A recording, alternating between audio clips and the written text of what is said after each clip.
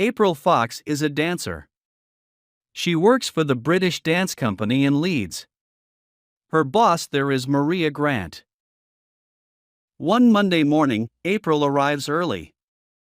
She sees Maria at the coffee machine. "I've got some good news," says Maria. There is an envelope in her hand. "Really? What is it?" April asks. Maria smiles. "Wait and see," she says. At 10 o'clock the dancers are finishing their first class. Suddenly, Maria walks into the room. "Can I have a word with you all, please?" she says. "What's this about?" asks April's friend, Laura. "I don't know," April answers. The music stops. "I have a letter here from Moscow," says Maria. "The Russians want us to dance there next month." 6 weeks later, April is at Heathrow Airport in London. "You're going to have a very good time," says her father. "Oh, de course she is, George," says Mrs. Fox.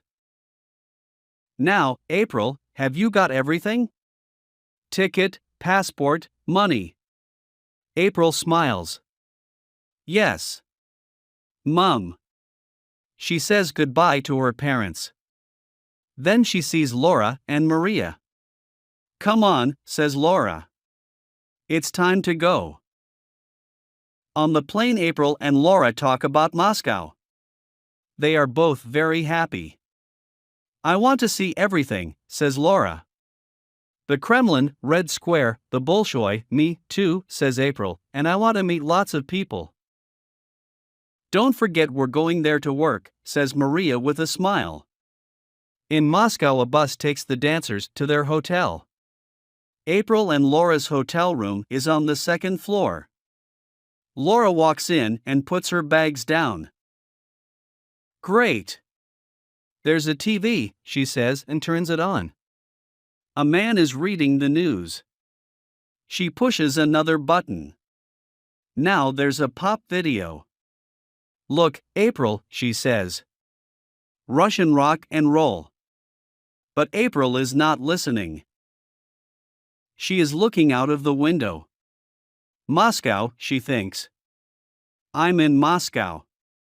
Next day, the dancers work very hard. Their dance for the festival, Green Oceans, is new and very difficult. They start at 8 o'clock and finish at 6. Then, after dinner, they go to the Bolshoi Theater. "This is beautiful," says April. Laura sits down next to her. "It really is," she says. Then they watch the Russian dancers.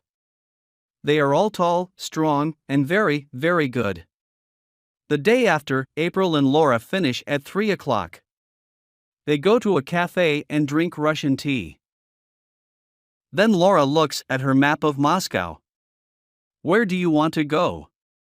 "The Pushkin Museum's near here," she says. "Okay, let's go there," says April. Then she looks at the people in the cafe. "I want to talk to them," she thinks. "But how?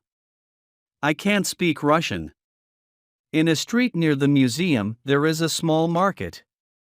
"Oh, Laura, look," says April. She can see some red and yellow boxes on a table. "Those are pretty." "There are music boxes," says a young man with glasses. "You speak English," says April. The boy smiles. "I'm studying it at university. My friend Nikolai and I only work here at weekends." April and Laura talk to the boys for a long time. Sasha, the one with glasses, speaks English very well. Nikolai only speaks a little. After 20 minutes, Sasha has an idea. "Listen," he says. "We're going to the country tomorrow for a week's holiday. Some friends are going with us. Do you want to come for the day? It's not very far." Next morning, Saha and Nikolai arrive at the girls' hotel in their father's cars. There are 3 other people with them, Lara, Igor, and Sonia. They all drive to a lake near Moscow. Everyone is laughing and talking. At the lake, they have lunch. After that, Nikolai plays his guitar and sings Russian songs.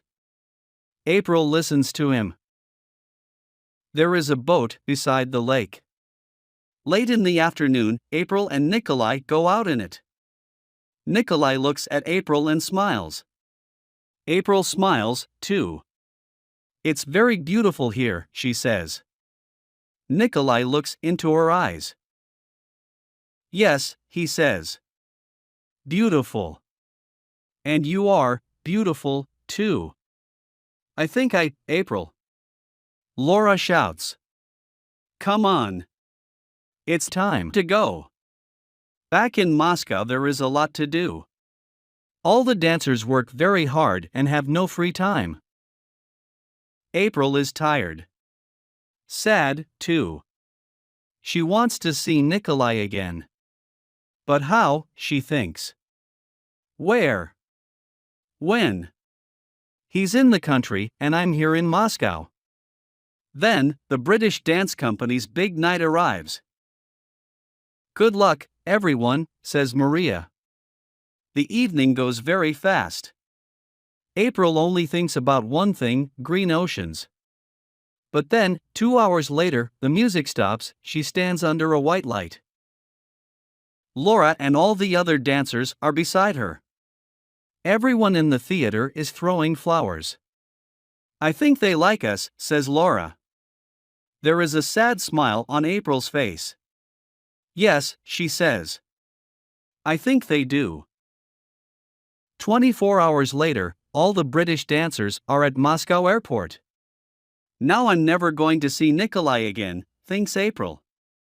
And I can't write to him. I don't know his ad. Then someone says her name. She turns. It's Nikolai. The plane's leaving, says Maria Grant. April looks at Nikolai. He gives her a parcel and walks away. On the plane, April sits next to Laura. Her eyes are wet. She opens the parcel. Oh, look, says Laura. It's one of those music boxes, the ones in the market. And there's a letter, too. What does it say?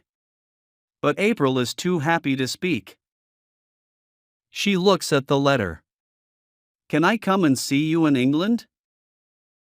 Oh, Nikolai, yeah, she thinks. Yes, you can.